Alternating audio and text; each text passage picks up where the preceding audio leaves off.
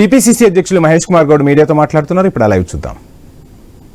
ఈ ప్రాంతానికి కేబినెట్లో చోటు కల్పించాలని వారి సమంజసమైన కోరిక మాకు చెప్పడం జరిగింది. ఇది మేము కూడా సమంజసమైన కోరిక అని భావిస్తూ ఉన్నాం. రంగన్న గారితో మాట్లాడడం జరిగింది. వారి నేతృత్వంలో పనిచేస్తున్నటువంటి ప్రజాప్రతినిధులు కార్యకర్తలతో మాట్లాడడం జరిగింది. వారి ఆవేదన, వారి బాధని కూడా వినడం జరిగింది. ఇవన్నీ కూడా ఏఎస్ ఇన్ఛార్జిగా ఉన్నటువంటి మీనాక్షి నటరాజన్ ఇక్కడ రావాల్సి ఉండే కొన్ని కారణాలు రాలేకపోయింది. వారికి, ముఖ్యమంత్రి గారికి, అదేవిధంగా ఏఎస్ పెద్దలందరూ కూడా ఇక్కడ జరిగినటువంటి విషయాల్ని, వాస్తవాల్ని చెప్పి వచ్చే రోజుల్లో ఈ ప్రాంతానికి తగు న్యాయం చేసే విధంగా ప్రయత్నం చేస్తాం. Thank you.